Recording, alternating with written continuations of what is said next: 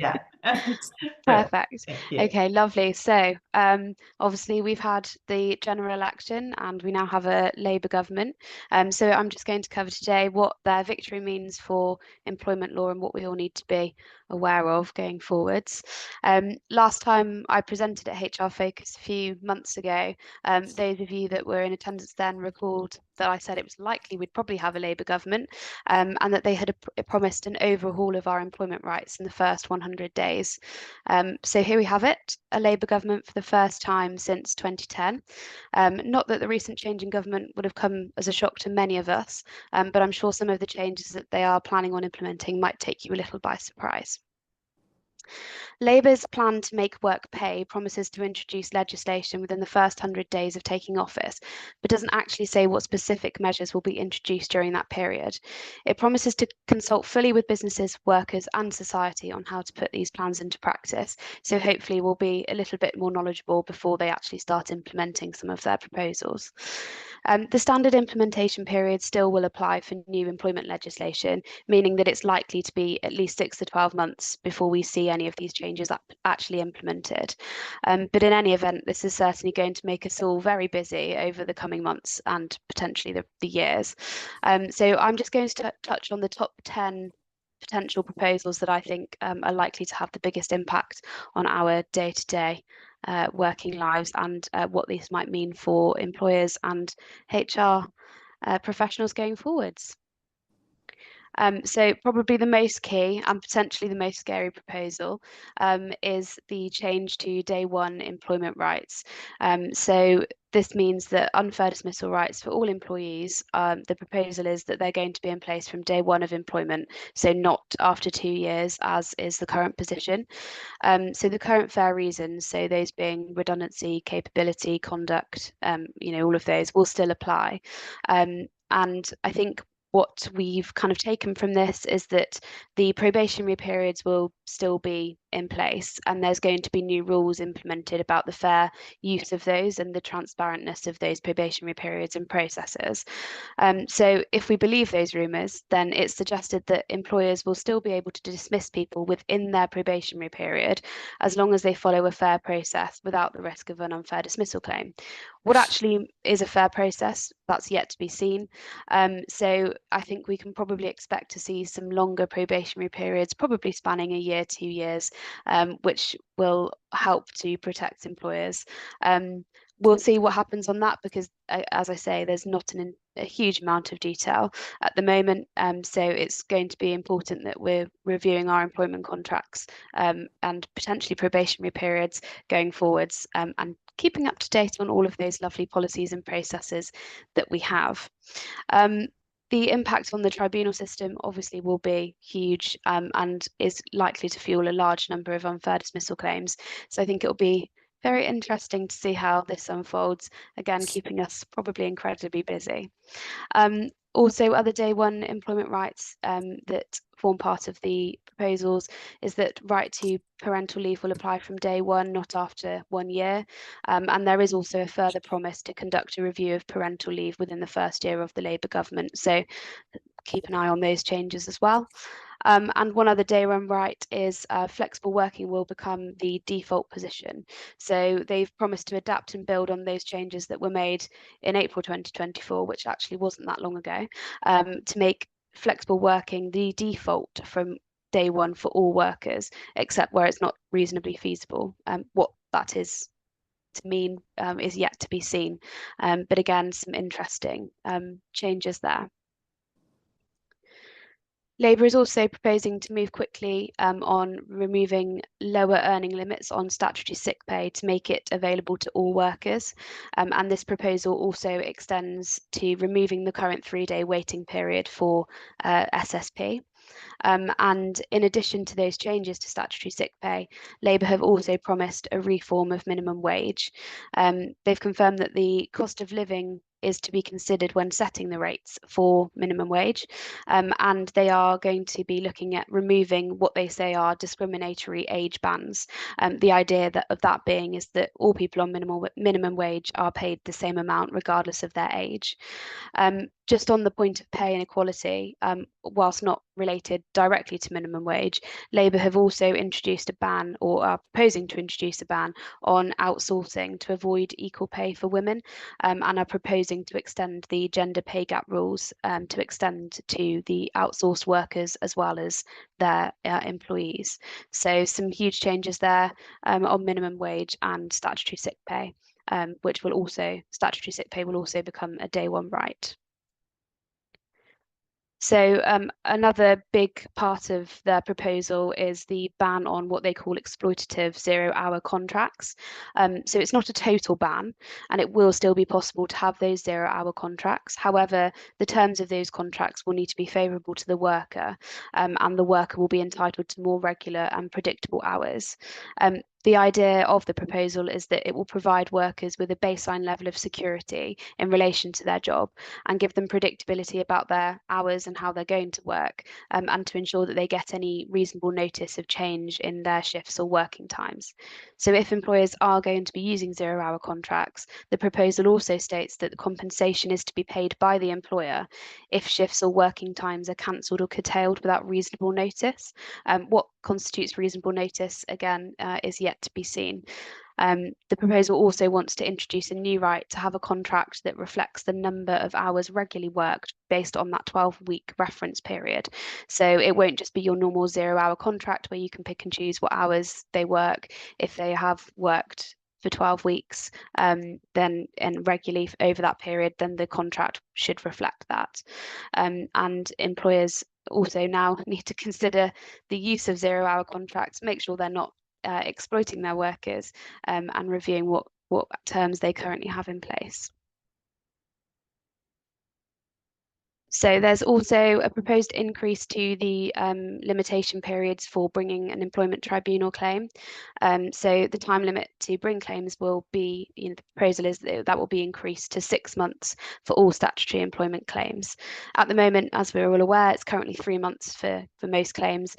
So this could potentially put an additional strain on already our stretched employment tribunal system, and employers will just need to be mindful of these increased limitation periods. You won't be necessarily out of the firing line if it's been 3 months anymore. The other proposal is in relation to fire and rehire practices. That's where the practice of an employer making an employee redundant and then re-engaging them on less favourable terms and conditions. Labour have proposed that this should be banned, and effective remedies against the abuse of this will be introduced. So the ability to fire and rehire won't necessarily be removed, but it will only be available in exceptional circumstances and as a must be a last resort, which I don't think is much of a departure from our current legislation. They do call the new code that has been, well, it's actually expected to come into force tomorrow. There's that statutory code of practice that we've been talking about for about a year now. They actually call that inadequate, and they say that that's going to be strengthened and replaced in due course. So whilst we might start to get to grips with this new statutory code of practice, a new one's about to come in probably later down the line. So they plan to be aimed at both collective and individual scenarios of firing and rehiring, so it's going to apply regardless of the situation. So one positive thing that they are looking at bringing in is improved family rights, family-friendly rights. They are proposing that it will be unlawful to dismiss a woman within 6 months of her return from maternity leave. Obviously, there'll be some exceptions to that, although details of those exceptions have not yet been published. We consider it's likely still going to be possible to dismiss for obviously those reasons such as gross misconduct. However, it's likely that any dismissal is going to be heavily scrutinised, so we're going to have to be very careful when looking at those situations. Whilst it's not linked directly to family-friendly rights, Labour has also promised to give workers the right to switch off, so that working from home does not result in homes turning into what they say 24/7 offices. And this is based on models that have been introduced in Ireland and Belgium. So workers and employees will be encouraged to have constructive conversations and work together on building bespoke workplace policies in order to allow employees employees and workers to switch off following their kind of normal hours at work. In practice, I think it's quite difficult to say how the right to switch off would be scrutinised and how this will actually work in practice. We all have mobiles, we all know our emails can come through on there. So is there actually a way that we can switch off fully? I don't know. But I think, that does show that there's an encouragement of a culture of work-life balance, which is really important for retaining staff. So they also are proposing to strengthen trade unions, and there are a number of proposed rights in relation to trade unions. So firstly, as soon as an employee starts, the employer has a duty to inform workers of their right to join a union, and there will be a new right for those unions to access workplaces in a regulated and responsible manner for recruitment and organising purposes. So they'll be involved a little bit more going forwards, perhaps.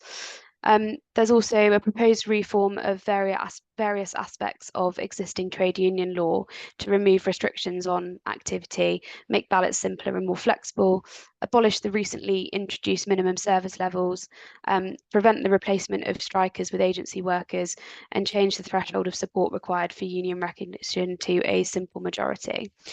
And Labour have committed to repealing anti-trade legislation, which removes workers' rights in order to remove what it claims are unnecessary restrictions on that trade union activity. So there's going to be also new protections against union-related intimidations, dismissals and blacklisting, and potentially new statutory rights and protections for trade union reps. So if you are involved with trade unions, you'll need to monitor that very carefully, as there are a lot of proposed changes. Whether any of them will come in is yet to be seen, but if they do, it's going to be probably a bit of a minefield to start with. So what should you be doing? Well, at the moment, just keeping up to date. We don't have exact timescales of when these changes might happen. Obviously, Labour had promised that we could expect to see a lot of change within their first 100 days of being in government, and it's very clear that we can expect to see a seismic shift in employment law within that relatively short period of time. So I would be advising you to start reviewing your policies and contracts that you already have in place and establish if those will be compatible with the changes that are perhaps likely to come in. We've also got the King's speech today, which Suzanne has touched upon. It's at 11:30, and that's going to outline the government's plans about what they expect to be put in place. The King is expected to announce around 35 draft laws. Current political commentary suggests that it's going to contain some of the points that we've discussed. So the partial ban of fire and rehire, the kind of reform on minimum wage, the ban on exploitative zero-hour contracts, and amongst other things. Many will be pleased to hear that there is no sign in the media so far of the day one unfair dismissal rights. So we'll wait and see what happens there. But all I can say is that I think, regardless of what happens today, this is going to be an extremely busy period for all of us, and we're going to have to continue to watch this space and see what happens. But yes, thank you. That was a lot to cover, and there's probably more that that's been proposed, which I couldn't fit in. But yeah, there's a lot going on. There is. Thank you. I suppose I chose this topic in light of maybe the day one rights, but also because, do you know what, as Nikki says, some organisations are particularly sloppy with their probationary periods.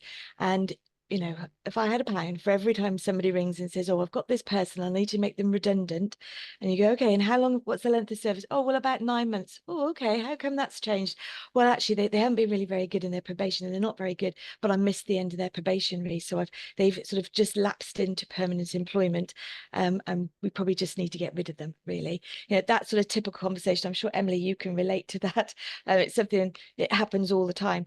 But I think you know, there's some really good business cases out there. And I think what I'd like sort of to take you through is some stats around what some significant research is showing us at the moment, but also let's position it that this is actually part of a manager's job.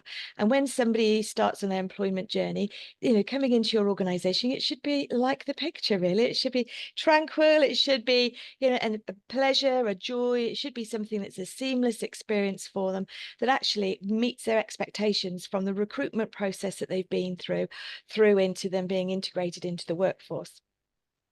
So I've just got to put some of these stats up here for you. I'm not going to read them all out, but I'm going to bring them all up for you. So just to give you some context to where these have come from, these are recent figures. So according to Forbes, it costs £1,500 on average to onboard an employee and about 6 months for an employee to be fully functional in their role.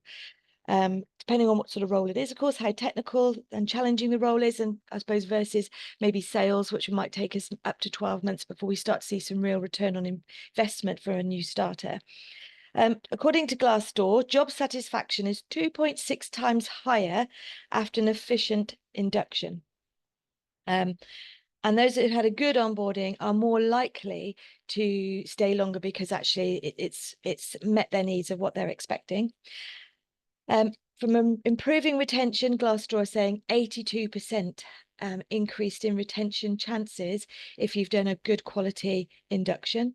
And 4 out of 5 employees state that their onboarding programs are absolutely crucial to them making a decision whether or not they're going to stay with an organization and helping them to integrate into the organization. At the moment, Gallup figures are showing us that 40% of new employees leave within the first 90 days. And of course, that might be sector driven, could be organizational driven. So you might be sitting there comfortably going, oh, well, we're okay because we don't have that. But across the country, that's the figures that are showing. And often probationary periods are only 3 months long. Basically, the cost of not getting it right when you're doing an company induction and a probation, if we refer to them with that terminology, can be quite significant for an organization. And what we haven't even put on there is the implications upon your colleagues that are already there. And, you know, often when I talk to employees about the fact that they've had a lot of churn in their team and they don't seem to be able to keep new people coming in, for them, it causes a level of dissatisfaction because they're constantly having to retrain people and new starters, constantly that emotional journey of trying to bond with that new person, covering workload for those people where they're getting up to speed to be able to do their jobs well. So the impact isn't just on the cost of the new person starting, but the impact then ricochets across the business and the departments where people are feeling dissatisfied with the fact that we don't get it right through our inductions and probation. Of course, that's making the assumption we've got the right recruitment in the first place. So that's sort of from a business case from just some stats that are out there. But from a business and the organization, in a nutshell, obviously, we need to be thinking about what will those day one rights be looking like going forward. And as Emily's already said, it may be that probationary periods might be longer going forward. Somebody was telling me, and I'm not sure how accurate, but somebody was telling me that in Germany, they have sort of like that probation lasts for 2 years because people are on sort of like a more of a fixed term or a lighter weight contract for the first 2 years. And then after that, they're sort of on a permanent fixed rights and entitlements. Like I said, I can't quote for that, but maybe it's something more along the lines of giving a better chance for us to be able to measure somebody's performance. But we've got other things on there around, you know, reduce financial impact if we can make sure that people stay and on the back of a probationary period, in reducing employee turnover of our new people, but also the other staff that are impacted on it. Making sure that the integration into our organizational culture. Now, this is quite a big one because when I've been looking with some organizations at why people are leaving in the sort of the first few months, often what they're saying to me is, what I was sold through the recruitment process was clear on day one that isn't what I've joined, and therefore often people are making a decision at day one, bearing in mind some people may be leaving jobs where they've had long lengths of service, very, you know, entitlement to all their benefits, and then they come into an organization that's been sold that actually it isn't what the reality. There's also the issue around return on investment with a new starter, and we'll talk about that a little bit further when we go on to some of the other points, but making sure that we don't just think, thank goodness you're here. Can you sit next to Nellie? And we're just, let Nellie will show you what to do. And we only train them on half their job, when actually we're employing them to do 100% of a job and therefore paying them 100% of the salary. So we need to look at how do we get return on investment, and how can we free them up to have some autonomy over their work reasonably quickly for some of their tasks, so that they feel like they're achieving, as well as other colleagues having some space to be able to get on with their own work. We've then got enhanced productivity if we can get that right, because the whole team will start to perform better. And also we're going to see improved employee engagement, because those people are going to be believing that they've been sold the dream's a reality, and actually everything they would expect from a new employer has started to come to fruition. And lastly, of course, there's the advantage in talent acquisition. People will talk about their experiences. If people have had a bad experience in the first week, month, 3 months, 6 months, then they're going to tell everybody, oh my goodness, don't go and work for that organization because they're a rubbish employer. So we need to make sure that we're getting the business case right from an employer perspective, but also we need to make sure that from the employee perspective. So all of the things on there are really important. So I like to start at the top with value. As a new employee, I want to be valued. I want to know that, whilst I think I'm the best person for your job here, that right from the very beginning, that my colleagues in the organization are excited about the prospect of me starting in the organization, and that I'm a valued team member. And therefore, the investment in that induction and probationary period has been made to make sure I'm successful. So first of all, we need to think about the impact our probationary inductions are having on individuals. We're looking for immediate engagement from that, because we've delivered the dream.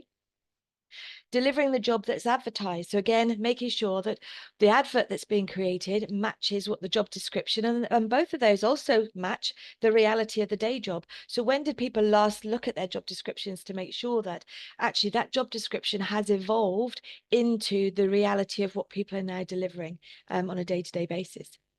Making sure they get the support and training, that great sense of belonging. And we know from EDI figures as well, that sense of belonging from a diversity perspective, and making sure that people feel included. Alignment from the recruitment process, so it should be smooth interventions all the way through. So from how we've done our recruitment to our offer letter, to how we keep in contact with people in maybe the 1 week, the 1 month, the 3 months that maybe we're waiting for them. How do we make sure that we're engaged with them through that process? And whose responsibility and accountability is that to do that?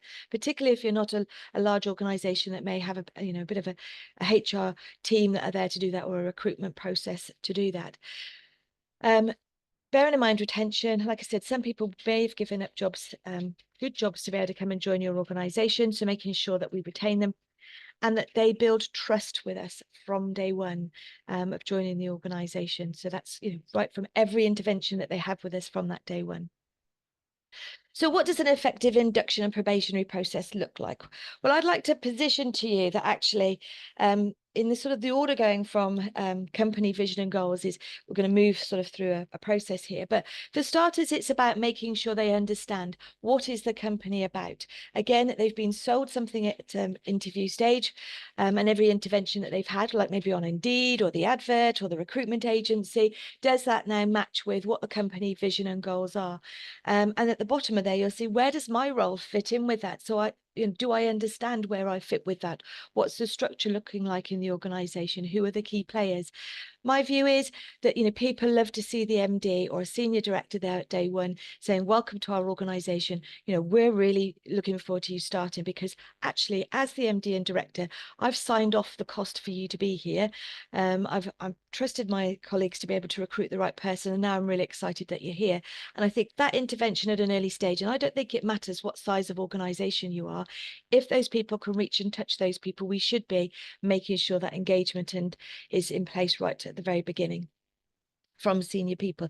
And even if that's not possible, at the very least, they can pick up the phone, they can set up a Teams meeting, they can join a Teams of new starters joining the organization, just to say, welcome, this is who I am, and this is how passionate I am about this business, and this is where your role fits into that. I think it's key that new starters understand from the vision and goals what the customer journey looks like as part of that company induction. So making sure they understand, again, where do I fit in on the customer journey and why is customer service so important to our organisation? Where do we stand out to our competitors? So really building the picture of why this is what your job induction is going to look like because you understand the bigger picture of our organisation. Bringing the values alive. So whatever the values are of the organisation, and that could be bringing in different people from the organisation to talk about that, making sure that they understand what behavioural expectations there are on the organisation and the code of conduct. And within this, we can be introducing dignity at work. So what dignity at work feels and looks like to our organisation, you know, with the new sexual harassment, worker protection rights coming in now in the autumn, making sure people understand that actually this is what good looks like, this is what doesn't look like, and these are the boundaries that we have in place and how you should escalate that if there are any issues in our organisation. On the right hand side, then we've got some more of the functional operational things, you know, HR and health and safety essentials. So they need to know when they're going to get paid and all of those sorts of details, setting them up on payroll, making sure they've got a laptop, their chairs in place, their nameplate card is on, and some kind of welcome is always brilliant. Making sure that if you've got branded kit, they get a bit of the branded kit to make sure that, you know, their desk is set up for them when they arrive. But this sort of the nuts and bolts of the basics of what they need to know. But don't undervalue or underestimate how important it is that somebody's actually organised IT to have their email address set up. So maybe emails from the previous week where the team have been communicated or already in their inbox for them to be able to look back about what people are talking about so that I understand what's required. One of the things that I've noticed that lots of organisations tend to miss out as part of the induction and probationary period is the technology training. So whatever tech you've got in your organisation, ask IT maybe or a representative or a sponsor for the particular piece of tech to train them on how to use it. The underutilisation of tech in organisations is quite significant in lots of organisations. And because you can't make an assumption that they knew how to do different bits of Microsoft, for example, in their previous job, because they probably only accessed a certain amount about it. So how do you do it in your organisation to make sure they have those basics of training, even if that's planned over a period of time, so actually they can be efficient when they're working for you using your tech, as well as confident.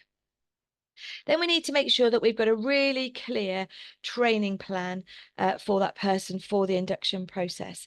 So laid out what they'll be doing at what times, and even if that shifts during that window of time, it doesn't matter. They need to be able to see it. So for those people who are highly detailed, they'll want to see that detail laid out. They'll want to be able to feel in control for it, checking in what their learning style is, how best we can do the training with them, and then also some kind of measurement. How have you done on your training? What have you learned from it? So to begin with, even if we've got people who have come from a similar organisation or sector, we shouldn't make any assumptions about their transferable skills. I frequently hear people saying, well, you know, well, they've worked in a I don't know, hairdressers before, so they should know how to cut hair. Yes, they know how to cut hair to the standards of the previous organisation, but that doesn't mean to say that's the standards of your organisation. So we need to go through the basics of what good looks like in our organisation. Let us train you on our processes and procedures, and we'll sign you off against our processes and procedures. All too often, people get to maybe after they've been signed off for probation, and they do what I call sink or swim. You know, actually, we've dumped them into the job. I call that deli dumping. We've delegated them and dumped them into a job because we think they know how to cut hair and they know what they need to do. So they've swum along using what transferable skills they've got for a period of time. We think they're doing great because, oof, not too much work for me because they've just got on and done it. But actually, what becomes apparent later on is they haven't followed our procedures, and they'll start to fall down in areas where they don't understand what good looks like. And all of a sudden we're saying, well, hang on a minute, they were good before. How can they now be so bad? Well, they're bad because you failed to do that training of what good looks like in your organisation. So you need to make sure that you train them on what, even if it's transferable, the expectations and what good looks like in your organisation. Of course, it's really important to meet the team, and I always advocate that you create some buddies for them, so somebody that can help them learn the unwritten rules, the coffee breaks, the water machine, how do we do I don't know, expectation of turning up early to team meetings, all of those sorts of things. They have a buddy that they can ask those things of, rather than always having to rely on their manager for that information, because they might think that, you know, that a question is a stupid question. Well, no question's stupid if you don't know what you don't know. So from a feedback and weekly reviews, I'm a great believer, in the first week, the line manager, even if they've delegated some of that training after the company induction to other people in the team because they may be specialists or training sponsors, every day, the line manager should be checking in with the new starter. How's your day gone? How are you feeling about your workplace? What's gone well? What's not gone so well? And, what are you working on for tomorrow or today so I can support you with that? Then build it up into maybe once a week reviews, but definitely signing off that training plan weekly so we can see that actually people are getting two-way feedback, they're understanding what good looks like, so we can reinforce that. And maybe we need to go back and retrain on some things. Maybe we didn't get it quite right. Maybe they're not moving along to the progress we would have expected at week 3. And I think it's really important that when managers are putting a probationary period training plan together, that they're thinking is, what would be reasonable at, say, 1 month that a person should have, delivered at this stage? What standard would we be expecting at this stage? What's reasonable, that we would expect? Now, of course, people will learn at different paces and different speeds, and therefore we can't assume that everybody will learn at the same speed. And some of those people who are activists are going to jump in and have a go. They could get to demonstrate it quicker for us, but that doesn't mean to say they're going to sustain it for longer for us. Whereas somebody who maybe takes longer to get to grips with it actually may be the most thorough person longer term. So it's making sure that we keep checking in to be able to find out that they're still delivering what good looks like week in, week out through that probationary period. Two-way feedback mustn't just be manager telling the person what they're doing. We need to make sure that the managers are trained in skills to be able to ask questions, explore. And you might want to do something like, if you've got a number of new starters, anonymous Survey Monkey, to be able to get some feedback from people, or even ask them to fill in a question for you that you use as a discussion document at maybe the monthly review.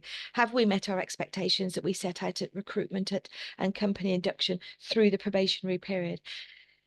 And the value of doing it in this way, in so much rigor and detail, means that actually when we get to sign off stage, maybe at 3 months or at 6 months, as it may be standing at the moment, we're going to get to the stage where actually we as management are feeling confident that actually this person can genuinely do their job to the required standard, or they're not meeting things on certain areas, and therefore do we need to extend to be able to retrain, provide more opportunities, maybe some coaches or a buddy again that they can work with to build their confidence.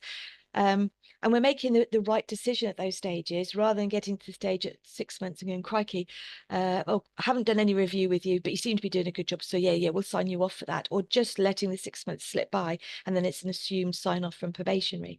So really meaningful justification. So at senior level, saying, has the new starters that started in January, where are they at with the probationary period? Have they delivered what we expected them to deliver? And have we as managers delivered our responsibility to make sure that they're equipped to be able to do their jobs really well?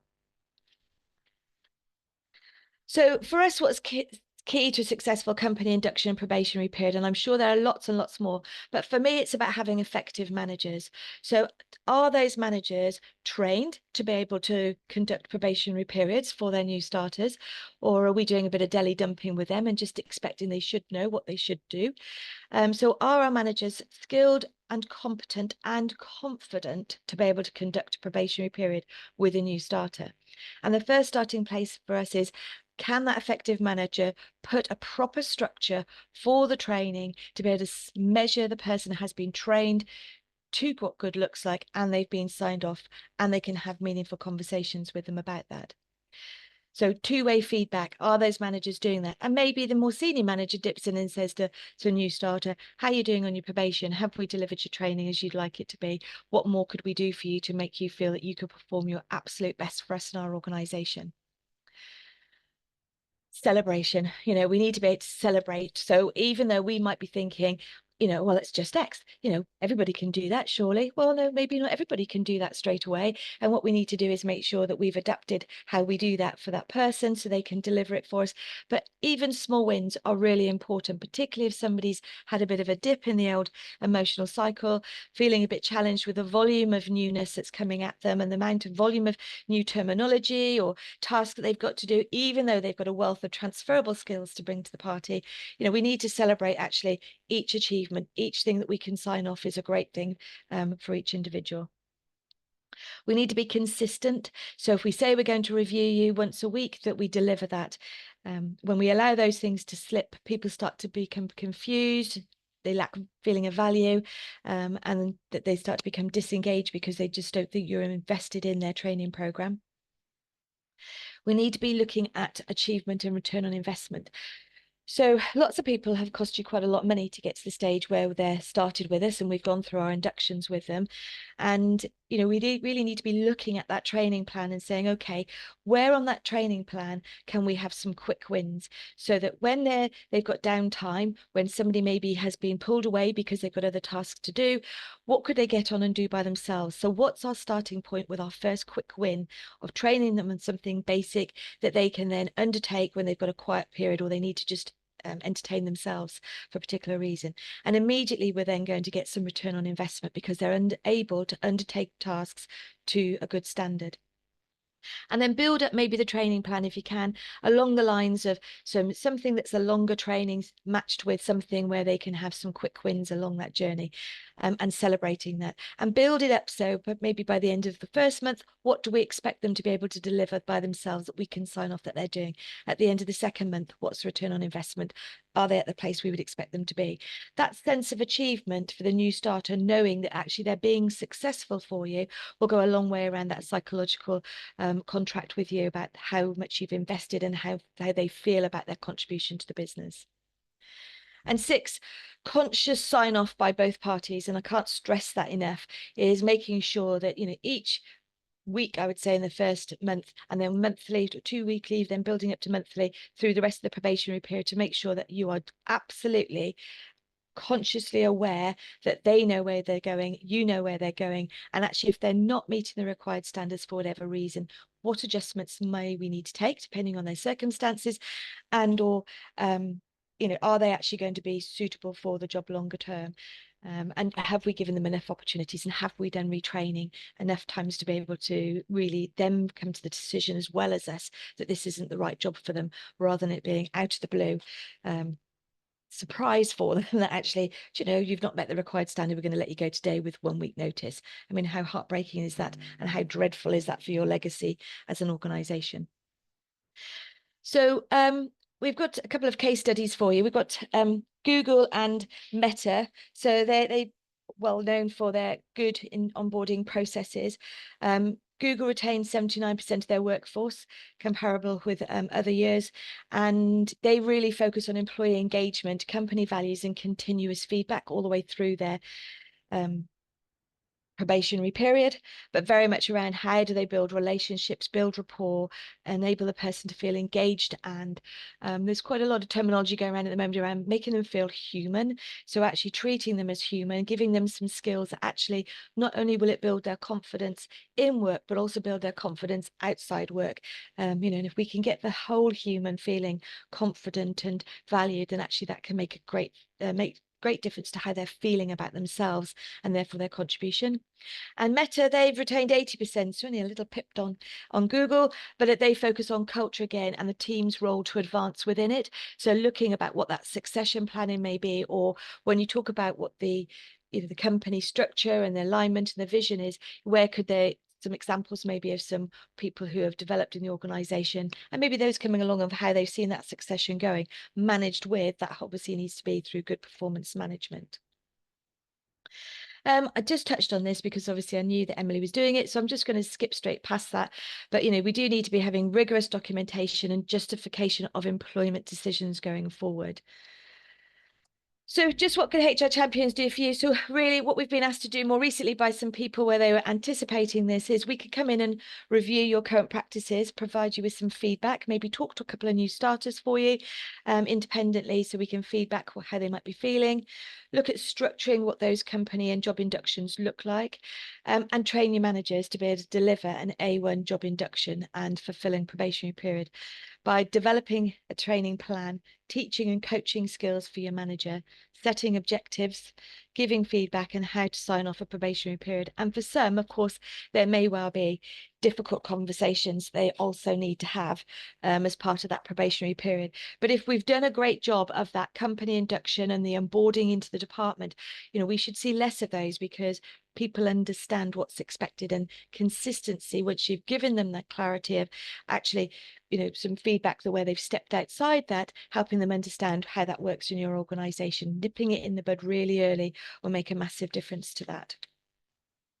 So returning back to our journey, you know, by doing an effective company onboarding and then the probationary period should enable you to have some really good experiences within those new starters, so they remain on a smooth journey through your organization going forward, and not noisy people in your organization because they don't understand it and we've not trained them properly, creating lots of extra work for a manager, but in a negative space rather than the positive space for the investment in the first place for those individuals. And that just about wraps up my presentation from that perspective.